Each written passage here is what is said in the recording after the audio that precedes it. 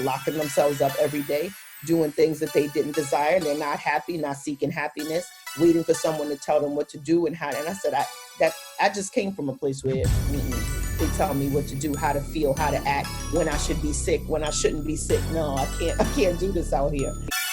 You're listening to the Leverage Your Incredible Factor Business Podcast, the place to be to leverage and scale a business that serves you financially and spiritually. I'm your host, spiritual business growth coach, Darnyelle Jervey Harmon. Join me each week for inspiring stories, powerful interviews, and business growth strategy to help you to experience abundance in your life because of your business. If you are ready to play and pray bigger, let's get this party started. Oh, and if this happens to be your very first time joining me, there's a couple of things I want you to know about me. First and foremost, I'm not new to this, I'm true to this. For more than 10 years, I have been growing businesses, period. I am the absolute best at combining spiritual principles with business growth strategy to turn entrepreneurs into multiple 6- and 7-figure CEOs. And I believe you don't have to choose. Yes, you can love God and make boatloads of money. Oh, and I don't do hustle and grind, I do spirituality and systems. And I'm on a mission to create even more multiple 6- and 7-figure business owners. And you might be wondering what exactly it is that I mean by the incredible factor. And if so, I invite you to go all the way back to our very first episode called Exactly What is the Incredible Factor, where I'll break it all the way down for you. Oh, and there's even a really cool worksheet that will help you to define, own, unleash, leverage, and ultimately scale yours. I'm tickled purple that you're listening in today. This episode is powered by the Grow Your Business Toolkit. If you are a service-based entrepreneur who is ready to crack the code on having a 7-figure business, this toolkit will literally give you the keys to the 7-figure castle. Grab yours today at growyourbiztoolkit.com. In today's episode, I chat with Lucinda Cross. Okay, you guys, listen. I don't even know if you're ready for this conversation. You about to get your whole life. Okay, so before I get too excited, let me just tell you a little bit about Lucinda. Lucinda Cross, known as the Chief Activator, is the voice of this generation. She is the CEO of Activate Worldwide, and as the founder of Activate Your Life, which is her 501(c)(3), Lucinda is a TEDx speaker, an accomplished best-selling author with 5 self-published books under her name. She is the recipient of the Lifetime Achievement Award from former President Barack Obama.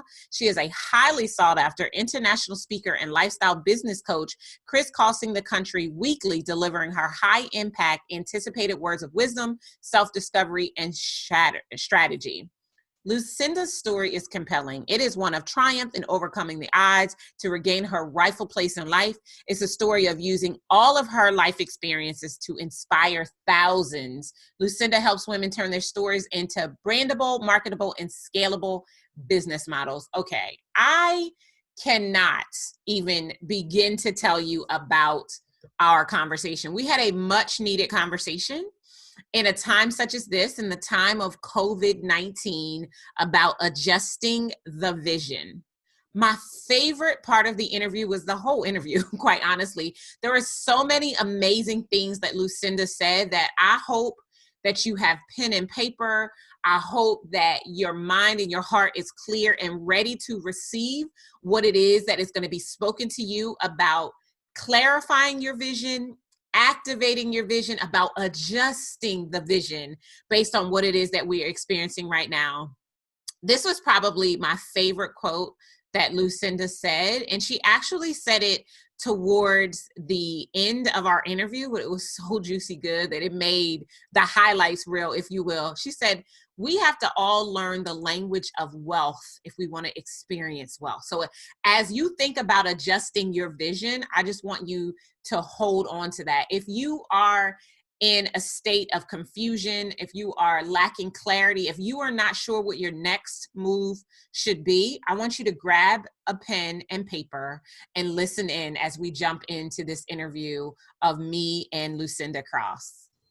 Hi, Lucinda. Oh, I'm so excited to welcome you to the Leverage Your Incredible Factor podcast. So take a quick moment and just tell everybody who you are in your own words. Yes, I am Lucinda Cross. I feel like I'm like the motivational superstar, but I have a business called Activate Worldwide, and what we do is we just help those best kept secrets come out. If you're a best kept secret, my job and my company, we're here to help you just stand out. Awesome. That's what I do. Yeah. So how did you get started doing that? Because I was the best kept secret. I had all of these gifts and talents and skills and abilities and not sure how to use them and no direction. And so because I was doing it for many of my clients and watching them have such success with their marketing and their marketing strategies and putting themselves out there in the world, I said, I need to become my own best client. And so I talked to my mentor, and which was also my coach at the time. And he said, so what's the plan? Where's your book? What is your message? And I said, okay. He's like, so you can help other people create it, but it's time for you. And so I became my own client. And this was in 2006. I started my business. 2009, I embraced, my brand and said, what is Lucinda's brand going to be to the world? And I've never looked back. Mm-hmm. So you said two things that I think were really powerful that I want to underscore a little bit, or double click, as they say. The first was becoming your own client. So I think that is so powerful. Mm-hmm. And the reason why I think it's so powerful is because, the idiom says those who can't teach it. Yep. So for you to be like, oh, wait a minute, it's awesome that all these other people are taking what I teach them and it's working for them, but it's not really working for me, and having the courage enough to back up and put yourself in the client seat. Absolutely. I think that is so powerful. So was the breaking point just seeing enough other people getting the success and saying, you know what, I should have some of this too? Or was there something deeper than that? So the breaking point is because when I was in that position, and when you're in the position of not understanding your value and your worth, you don't even charge and show up what you're worth. And so I was undercharging and working extremely hard for my other clients, which means that I wasn't working hard on my business and I didn't understand my value. So I was undercutting myself. So the breaking point was realizing that, yes, all right, I'm helping other people to get rich. And here I am still afraid to charge what I'm worth and increase my rates. And, now I'm accessible at all times. I was just, when you have no worth, clients are calling my cell phone, which is a no-no. They're emailing me and I'm responding all times of night. My phone is asleep. My phone and my pillow is like best friends, and so when I realized that my bank account, here I am struggling to make odds and ends meet and getting my car towed, and, my lights are turned off, but I'm trying to break my back for everybody else's dream but mine. Something had to change. Wow, that is so powerful. And I know that there's so many people who experience it. Like, I don't think I can say it exactly the same way, but I remember early in my business, I had a client. I tell the story on the podcast a lot, so they've heard this before. But I had a client named Chris, and Chris paid me $297 because those were somebody else's prices that I thought would be what I should charge. Yes. And I worked with Chris, and within 30 days, she had generated $120,000 in cash, not sales, like money in her hand. And I was on the verge of filing bankruptcy. Come on. And I was so resentful. I couldn't even be happy for her because I was pissed off because I'm eating ramen noodles and peanut butter and jelly, and I'm about to file this paperwork to be bankrupt. So and she had $120,000. Okay. And so that's so real to me because I get it. Like, my hair is actually standing on end because there's so many people who do not understand their value, and they need help adjusting the vision that they have of themselves. Absolutely. So I love your story. And I think that the last time you and I sat down for an interview when we were doing Women Bringing Incredible Back, if that's a blast from the past, right? Is when, I think that might've been like the first or second time ever you told that story publicly. Yep. And I want you to tell the story here, because I think that because we're talking about adjusting the vision and seeing yourself as powerful as you are, given your backstory, you had every reason to never see yourself as, what did you say, a motivational giant when you first introduced yourself? Motivational superstar. A motivational superstar. Like, you had every right, given your past, to never consider yourself a motivational superstar, but because you were able to effectively adjust the vision of yourself and then go out and call that out through activation, it changed everything. So tell everybody, like, the real the nitty gritty, the dirt down and dirty, the juicy goosey. Tell them. So we're gonna go back, but and I'll shortcut it. But for me, just my beginnings, I can't even say humble beginnings. It was straight, just I made a wrong decision. But going to college to become an entertainment lawyer and realizing, I'm brought up by I can't say it was a single household, but basically my mother just was the man and the woman in the house. And even though my stepfather was there. So coming from a struggle mentality in the projects, the oldest of three, I always had this mentality. Although I was first, I was always last. So fast forward now, I'm getting ready to attend college. I'm in a new environment, different faces, and I'm not used to this. I'm used to a community. I'm used to the projects. I'm used to lack and struggle. So because I'm there in this amazing school with people who don't look like me, I start to feel like I don't belong. And of course, idle mind, devil's playground, an opportunity came up and said, listen, you can travel, you can go do this, this, and this, and we'll pay you some money. We'll pay you $10,000. And I was like, okay, what do I got to do? Pick something up and drop it off? No problem. So I took some time off from school and I said, let me take this quick trip, did the trip, and I kept on doing these trips.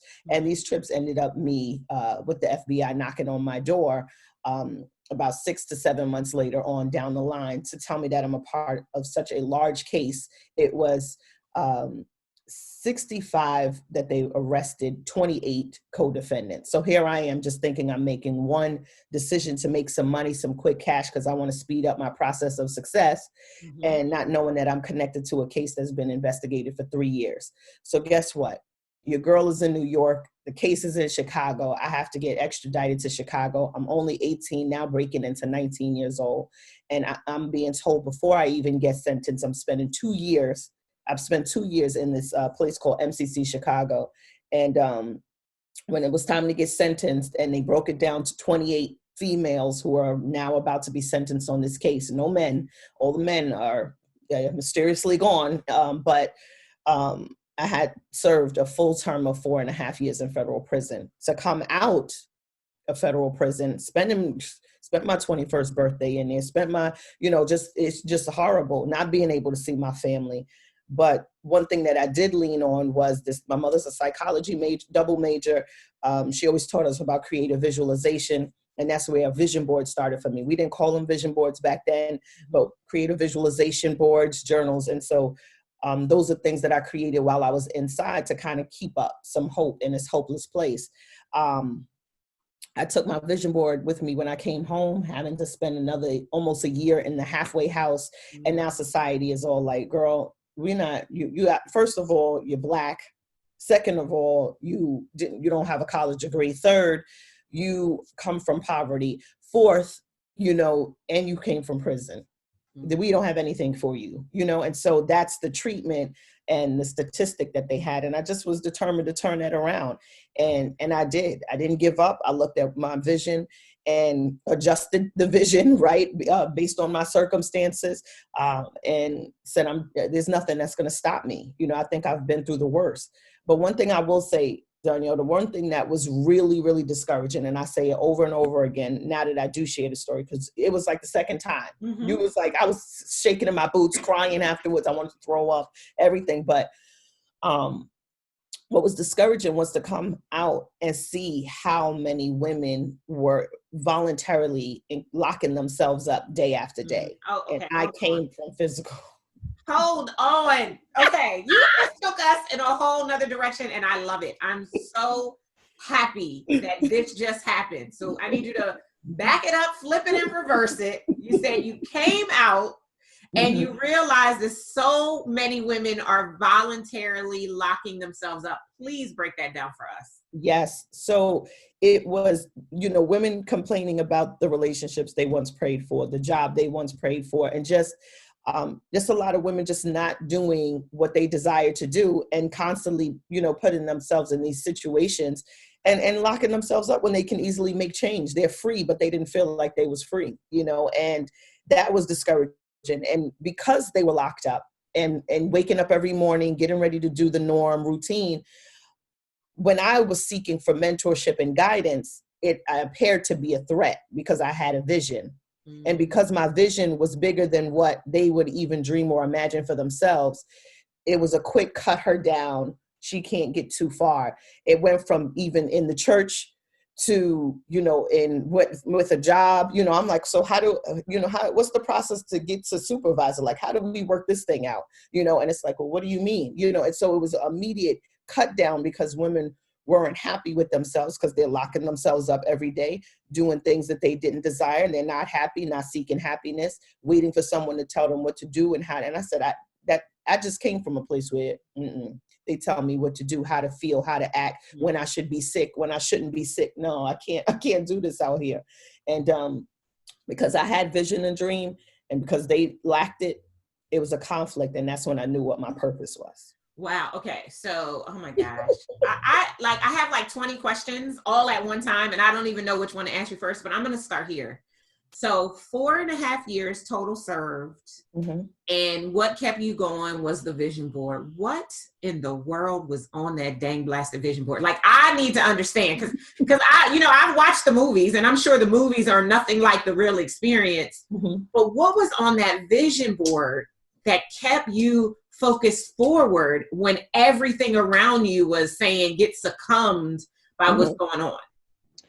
So the main thing that was on that vision board, everything was, who are you going to be? Who are you going to be, Lucinda? Who are you going to be? And that list, so it was on my board, but I journaled that every morning. I had to write it at least 10 times. Who are you going to be, Lucinda? Who are you, Lucinda? And I needed to remember, I'm not a number. I'm not a bad person.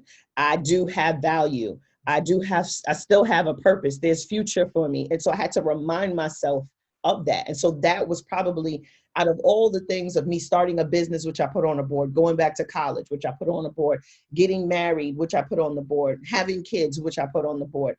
The main thing was remembering who I am in the midst of this whole chaos, when everybody's telling you that you don't belong. They don't trust you. You need to start over. It's just a horrible feeling. And anybody who's made a mistake knows, because it's like, people won't let you live down that mistake. But who am I and who I need to become? That was huge on my board. Okay. And so every day, you said you wrote it down at least 10 times a day as a reminder that you would be that. And so when you finally got released and you're quote unquote free, what was the first thing that you did? Get some real food. No more powdered, whatever, right? Right. And they feed you good, but you just, you just don't. And I wanted to eat without a time. Can I eat and just sit back and digest and relax without the noise, without 1,000 women around me? Can I just sit down, me and my mom, one woman, and we just talk, and that's it? Yeah. And at what point did you say it's time to activate this vision that held me for the whole time I was here? How long were you out before you started to activate the vision and say, you know what, I'm out. I'm not going to continue to lock myself up. I'm going to live like I was visualizing myself living while I was there, without the possibility of making this my reality. So I was free, but I was not free, meaning I had to go to a halfway house, and you spend your time in the halfway house and your weekends. If you're good, here you go. As an adult, I'm telling you if you're good to your family. But it took me less than 2 weeks. They said, okay, you have time to find a job. Most people don't find a job, and we're going to, basically, you can get violated and get in a whole lot of trouble if you don't go out there and get a job and do something. So it took me less than 2 weeks. I signed up for college, reached out to some of my old friends to see if anybody is hiring, and immediately got to work. Okay. Yeah. And how long did you work for someone else before you realized that your real vision was never going to be made manifest working for someone else? How long did it take to get there? It took about 4 years. Okay. Yep. 4 years. And that's when I knew. I was like, it was enough. So between the 4 years, I've already had a child. And then, I couldn't even, once my supervisor told me that, can I come back to work? And my son had the flu. And I said, no, And she said, well, we just need you to come in for a little bit. Do you think you could? And I mean, I just was really disgusted by it. But it was a series of things that happened. But 4 years before I just really kicked the can and said, I'm on my own. I have this. Yeah. Yeah. I think most women who end up out like us into entrepreneurship, we have something cataclysmic that happens that makes us say, okay, yeah, I don't know who these people are, but they're tripping. And I don't know why they would ever think that I would put them before themselves. But I want to go back to the vision again, because I think that vision is so important, right? Not just because the Bible says without vision, the people perish, right? But you said something powerful when you were talking about the vision boards, when you were talking about your time spent in jail, and you said, I knew my purpose. So was it the visualization that helped you to realize your purpose, or was there something else? Like, how did vision and purpose come together for you during that time that now allows you to be the Lucinda Cross, the motivational superstar that we all get, activating the world one vision at a time? How did all of that, how did vision and purpose come together for that? So on my vision board, and then my vision was to I always wanted this super creative school. And I said, man, I don't know how I'm going to do this, but I want a creative school that helps to hone in on people's creativity, and they can just, be who they are and create awesome stuff. Right. And I didn't know those things existed, but and so from there to me already, so even inside of prison, I was doing my motivational speaking and not even realizing what it was, because I always 13, 14 in my teens, I'm an avid reader of Iyanla Vanzant and Tony Robbins and things like that. So, I'm showing up at Iyanla Vanzant's. She used to have these meetings in City College, and you spend like $15, and all these women are talking about divorce and relationships. I'm only like 15 years old, but I was just always intrigued with that. Hence my mother as a psychology major, but always intrigued with self-development and personal health. So bringing it forward, I was inside of prison helping other women with their visions that, what are we going to do outside of this? Like, the vision doesn't die. We can carry this on. And I wanted to help other women realize that they did have something that they can unlock inside. Coming out, when I started to see that women were locking themselves up and they were frustrated, therefore treating other women in a way and in a manner, because they haven't really embraced who they are and stepped into what they would love to do and passionate about. I said, if I'm able to help unlock her, if I can do it inside of prison and she has less opportunities, and I can unlock her while she's here and show her, that back to the biblical Mary Elizabeth experience, like, hey, I'm a dreamer, you can dream too, that kind of approach, then maybe I can create a ripple effect. And that's when I said, okay, they're frustrated. I can't deal with this. Unfortunately, I have to be a mentor to the people that I'm looking to mentor me. Wow. I just think it's so powerful that at such a young age, in the face of such adversity, you got it. Like, you realize that it is bigger than whatever your circumstances are in that moment, right? And that not in that moment doesn't mean it's your forever, and you were already forward thinking. And so let's fast forward. So now you're out, you're free, right? You're large and in charge, you're making amazing money, you're activating the world, you're helping people understand how to get out of prison, at their own personal bondage that they've created for themselves. Have you realized your vision, or has your vision adjusted again? Yeah, that's good. Really good.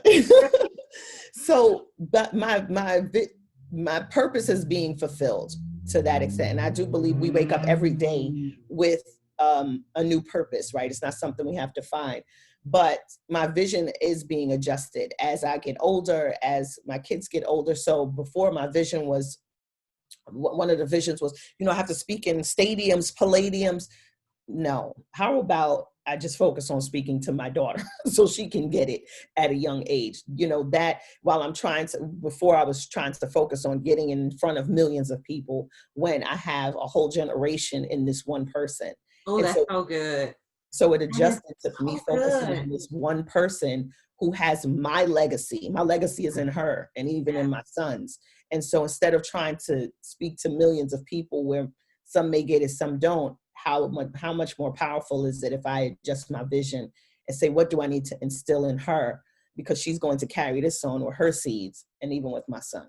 Yeah. Oh, that is so good. Like, I think I know I have been guilty of that too, where I'm like, I'm for the masses. I want to Yes. shake the planet, right? And then you look at home, right? Proverbial home, and nothing around you is as positive, life affirming, or not as much as you're doing out there are you doing in here. Yes. I like got smacked in the face with that several years ago. And I was really convicted, because I'm like, how are you being so great for the world and you're not being great for your family, right? And my thing was, I had a reason to, right? Because of where I come from and all of that backstory that doesn't even matter. The justification to be mean and cantankerous. You know what I mean? Like, for me, I'm talking about me, and I had to stop myself. It was that whole check yourself before you wreck yourself, because I was like, yo, you cannot impact nations if right in your own backyard it's whack. And so I love that. And of course, you know, we get to interact personally, and I love the time and the attention that you're taking for your children, for your daughter specifically, to be able to raise up another powerful woman, a woman who won't get caught up in what you got caught up in, right? Because you now know how to inspire her, how to infuse her with the right mindsets and show her that she matters, so she doesn't have to go looking for validation anywhere else. And it showed me, sorry to cut you off, and it showed me even with her that venturing into the preventative portion of my business is more important as well. You know, here, you know, once when I started, it was like, let's unlock these women who are walking around as public success but private failures. Let me start working on some of these youth who maybe these women have already started to damage, right? And like my daughter and her friends and their connection. And so it kind of shifted, but it's great work, and that's how Activate was born. And I feel like, and you tell me if I'm right or if I'm wrong, I feel like being in tune with your vision is what makes it easy for you to adjust your vision, right? Because there's, as the saying goes, there's more than one way to skin a cat, right? Yeah. And if it's about motivating the world, right, and activating the world, but the world actually starts with our youngest generation, because for people our age, some of us are already too far gone. Like, I think about my mother, and I love my mother dearly. And I have tried, she has like the worst mindset ever. And I have tried to coach her and to get her to think about, she ain't trying to hear it, right? Whereas I can talk to one of my nieces and they can say something that's just out of craziness, right? And I can give them a slight tweak and they can shift everything. And it's like instant. And so I think it's amazing that you have expanded the capacity of your work, and you're not just working on the women who have locked themselves up, but you're working with the little girls, preventing them from ever entering a prison, a mental prison or a physical prison. So talk a little bit more about the Activate Worldwide vision. So how big does this vision go? And given what's going on in our nation right now globally, how are you adjusting the vision to capture more souls along the journey of activating worldwide? Absolutely. So the good benefit is I have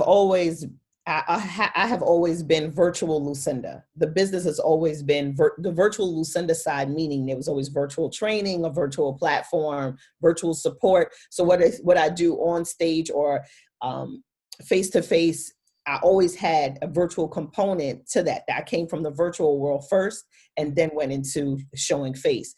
So the adjustment has been pretty easy, because I'm just now shifting the focus a little bit more and now presenting myself to my brands and partners and saying, hey, let me show you how we can master this thing virtually. And the virtual engagements is important. And now they're leaning on me for that information. So that's a benefit. But Activate Worldwide, that was birthed straight out of procrastination. I'll tell anybody, like, that was, I literally lost a whole contract, a 6-figure contract early on in the game in my business because of procrastination. And so that is when Activate was born. I read this book called Strength Finders 2.0.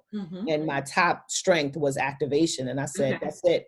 That's it. I'm the activator. The company's called Activate Worldwide. And that's it. I'm just going forward with that to help activate others, their messages, their brands, their products. We're just their gifts, their talents. We're just activating. You come to me, you're going to get activated, period. You're going to turn that switch on, and what you do with it is up to you. But we're going to make sure you leave with some clarity. So here we are. I think a lot of people get caught in procrastination, right? We always seem to think we have more time. Like no matter what it is that we are looking to do, we think we have more time to get it done. And I love that you read Strength Finders too. My top Strength Finder is Maximizer, which is not that much different than Activator. But my number one is Maximizer. So like we expand everything, right? Like how can we make this thing bigger? That is so huge. That is so huge too. Yeah, just like Activate is so you. Like I can't, and I mean, of course, I've known the story since 2010 or whenever we first had that conversation. But like, and I still think about that all the time. I'm like, she had a vision board up in the jail. And and I don't know if you know this, but my mom went to jail, right? So during my 8th birthday party, my mom's home was raided, drug related as well. Wow. She actually was in partnership with some dealers, and they were in her attic. They were cleaning and preparing the drugs for sale. And so there had been a sting, and they had been watching her for a while. And on my birthday, November the 16th, whatever year it was, I was 8. So 1983. Wow. Is when they came in with the big thing to open the door, open everybody down, and took my mom to jail. And so I struggled because I thought it was my fault. Like it was my birthday. Like why, you know what I mean? Like she didn't want me. If she didn't want me, so she came up with the most elaborate scheme, which is crazy, right? The things our vision will do when it's not grounded, right? When it isn't founded on purpose and principle. That's right. And but because she went to jail, like it changed everything for me. And so I ended up being raised by my father and my stepmother, and my stepmother wished we weren't there. And so I floundered. I didn't know who I was, what my purpose was. Were it not for teachers, I had teachers in my life who showed me purpose and gave me, I guess, what I would say today is the early indications of vision. But I didn't learn about a vision board until I was in my 20s, I think. Wow.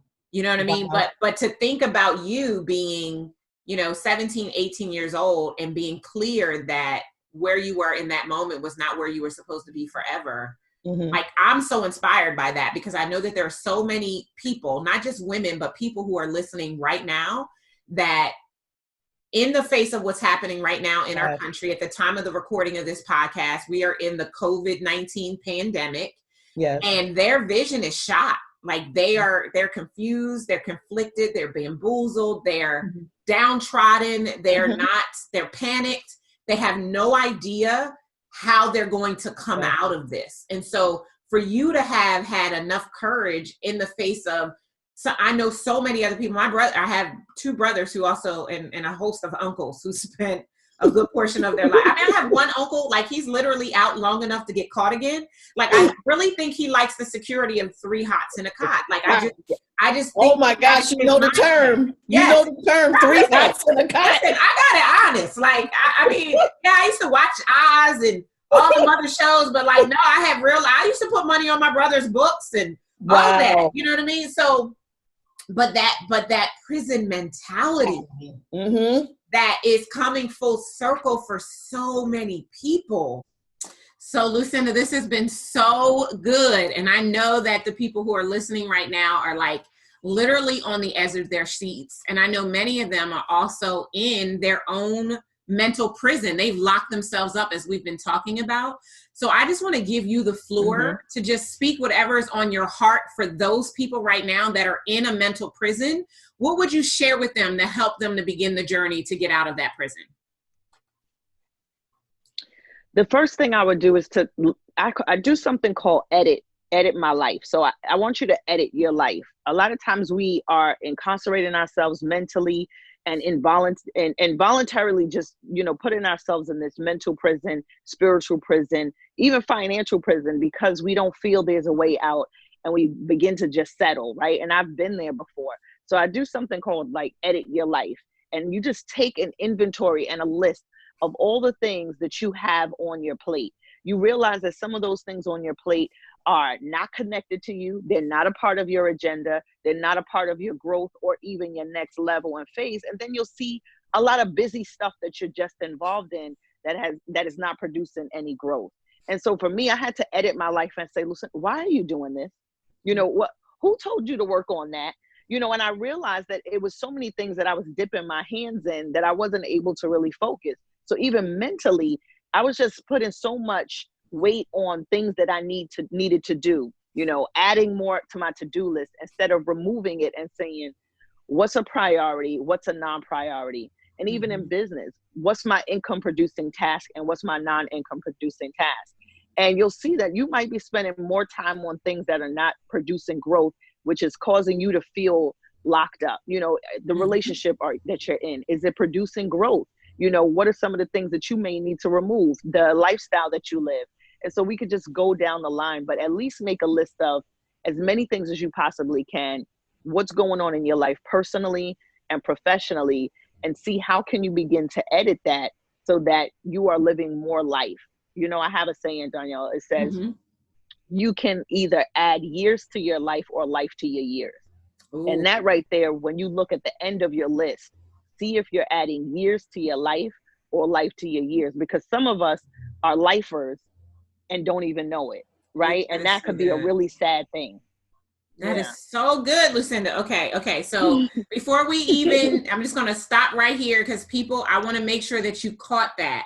You have got to edit your life. And the question you need to ask yourself at the end of it is, are you adding years to your life? Meaning you're putting too many things on your plate, or are you adding life to your years? Meaning that you are maximizing or activating your life experience. Oh, this is so good. Okay, Lucinda, what do they do after that?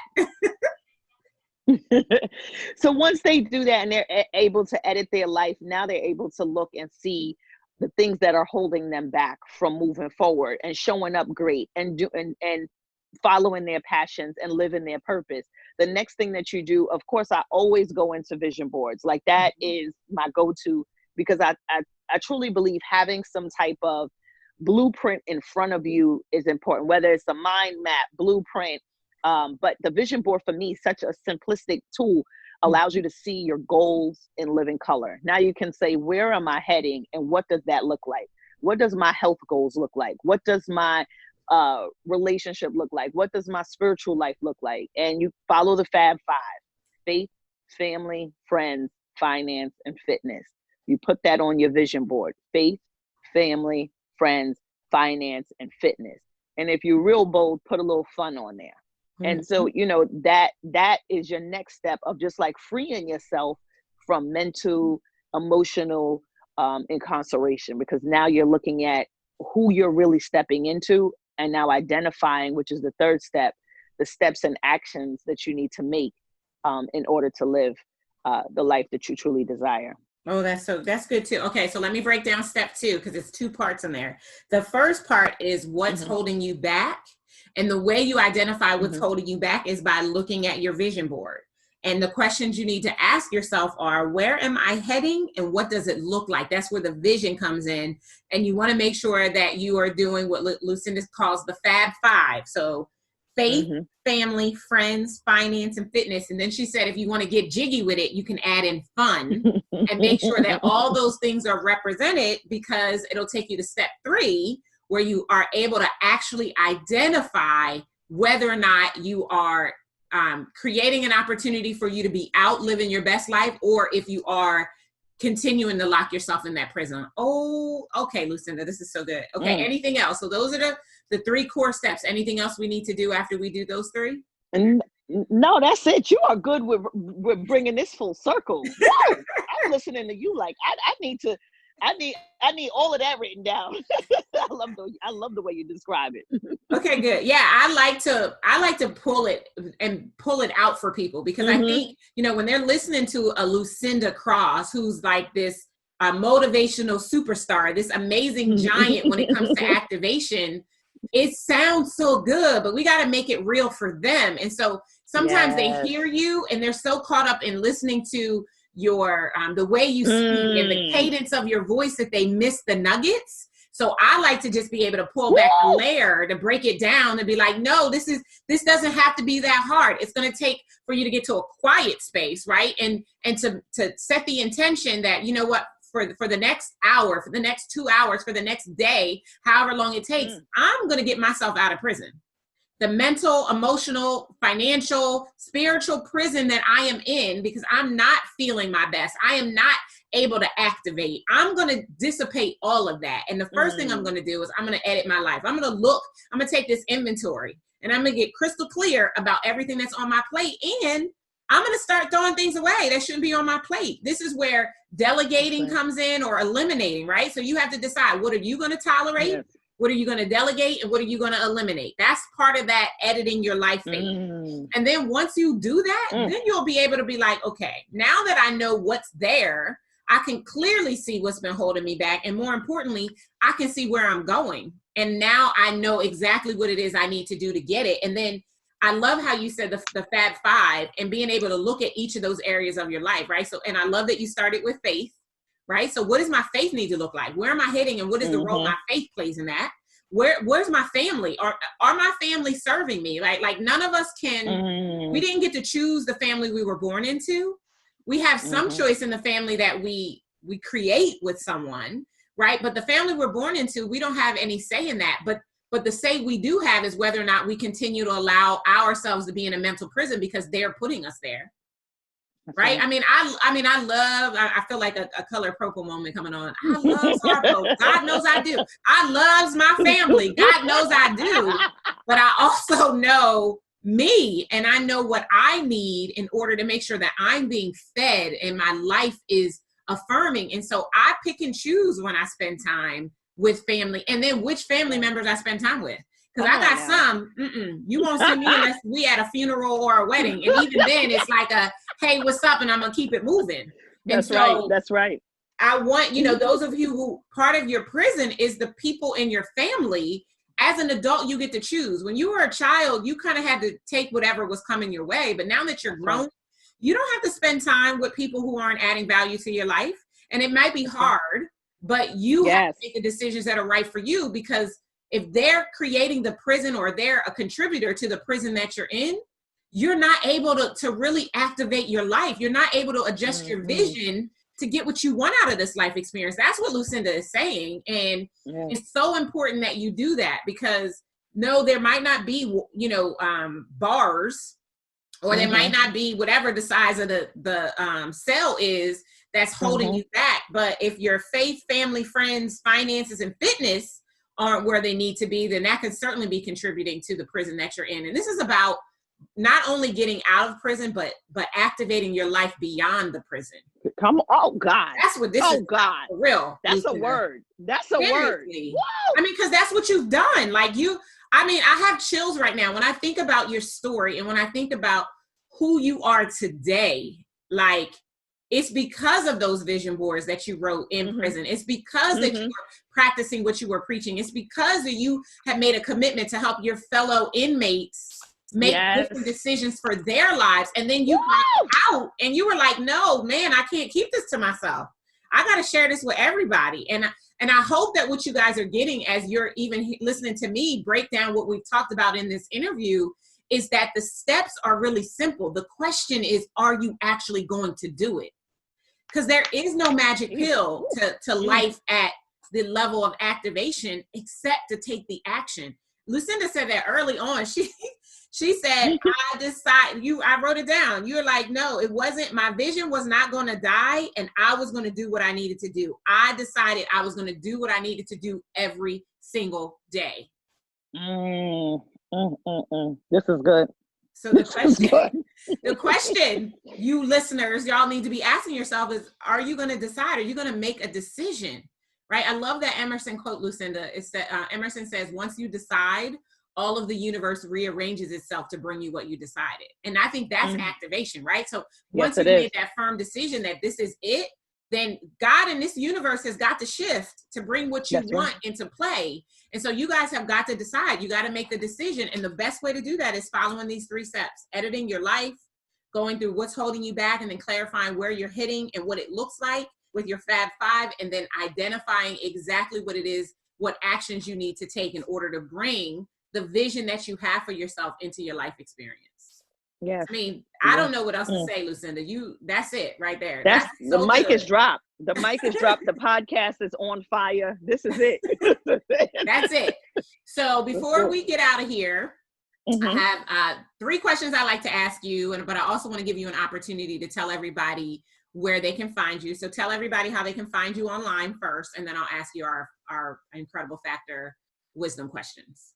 Yes. So on LinkedIn, Lucinda Cross. I love to play over on Instagram, Lucinda Cross as well. So I'm Googleicious all across the board. Just put in Lucinda Cross and connect with me, or go to lucindacross.com. Awesome. Okay, wrap up question. So the first question is, what is your favorite quote? My elementary teacher told me this quote, and I love it. If at first you don't succeed, try again. I love it. I mean, it's a testament to your life, right? Yes. Yeah, that's so good. And then your favorite book, or the last book you read, actually, the last book you read. I'm going to be biased. Of course, my book, The Big Ask. The Big Ask is the last book I read. But honestly, it was the 4, oh my God, I can't think of the name of it. I'll just leave it with that. 4 Agreements? No. It wasn't 4 Agreements. Okay. I'll leave it with your book. We'll put your book in the show notes so everybody can go and get the Big Ask. Okay. Yeah. And then the one tool that you swear by to grow your business. Oh, getting a financial advisor. Yes. That is needed. You want to understand wealth and money, that financial advisor and an accountant, a good one. Yes. That need to learn the language of what money and wealth is. That's so good. Oh, okay. I got to write that down. That was so good. Learn the language of wealth and money. That's good. All right. Well, there you have it, Lucinda. I just want to thank you so much for being here. Thank you for gracing our podcast with your powerful presence. I am just excited about what's going to happen in the lives of those who listen to this. And you guys are going to want to listen to this episode several times so that you can come back and get these nuggets again. Lucinda came for you, but she didn't just come for you. She brought you something really, really powerful. And all of that will help you to adjust your vision, not only right now with everything that's going on because of COVID-19, but just to constantly be clear about your vision, where you're headed, what it looks like, and what it's going to take, what you're going to have to activate to get there. So thank you so much for being with us, Lucinda. I appreciate you. Thank you for having me. I love it. I had fun. Awesome. I tried to tell you. I hope you realize now how amazing that interview with Lucinda just was. Listen, the mic has been dropped. There is really nothing left to say, and I'm just going to close out this interview as best as I can. My jaws are like literally still on the ground because it was so juicy good. There were a few things that came to me as I listened back to our interview that I just want to share with you. Some questions I want you to ask yourself, because if you are going to adjust your vision in a time such as this, in the time of COVID-19, while most people are seeking clarity and just not sure what to do, what direction they should be going in, Lucinda dropped so many powerful nuggets and gave you an exact blueprint that you should be following right now in order to adjust your vision and to continue to realize what it is that you desire, so that you don't continue to live in that mental prison that you've established for yourself. So here are the questions that kind of seeped into my spirit as I listened back to the interview. Number 1, who do you need to become? Being is the embodiment of who you were created to be before you were formed in your mother's womb, when God knew you and approved you. So who do you need to become in order to adjust your vision, activate your vision, and to live your vision? Number 2, what do you need to do differently? Like, what do you need to activate? What steps do you need to take in order to truly realize the vision that you see for yourself? And then number 3, how do you need to show up? Like, what are you going to be willing to change? Are you going to be willing to be selfish, to be about yourself in order to be selfless, to be about other people? those are just some of the powerful nuggets that I got from listening back to my conversation with Lucinda. And if you did enjoy our conversation and you want to connect directly with Lucinda, you want to make sure that you check out the show notes, where I will have a link for her website so that you can go and learn more and follow this powerful woman. I mean, listen, I don't have to tell you how powerful she was. You just heard it, right? I am so excited about your vision and how to be able to come out of this pandemic better than you went into it. As you heard me say a few weeks ago in an episode on the podcast, this is the time when businesses will be made or broken. And I know that by activating what Lucinda shared with us in this interview, you will be one of the businesses that are made. And I'm excited for you. I'm excited to hold that space for you until you get there. But I do know that you will, in fact, get there. So I want to just thank you for joining me for this interview. And if you enjoyed it, also, make sure that you go out and show Lucinda some love, follow her on all of the various ways you can follow her on social media, and let her know that you heard her on the Leverage Your Incredible Factor podcast. Thank you for joining me for the Leverage Your Incredible Factor Business Podcast. If after listening to this episode, you know that it's time that you stop playing and praying small, you should go grab my Grow Your Business Toolkit. Based on the pillars of business optimization, this toolkit is the only resource you need to get crystal clear about what it will take to take your business to the 7-figure mark. Go grab yours today at growyourbiztoolkit.com. And if you enjoyed our time together, do yourself a favor. Head on over to iTunes, subscribe, rate, and leave us a review. Until next time, remember, you deserve to scale your business, shake the planet, and fund the life you crave. Take care.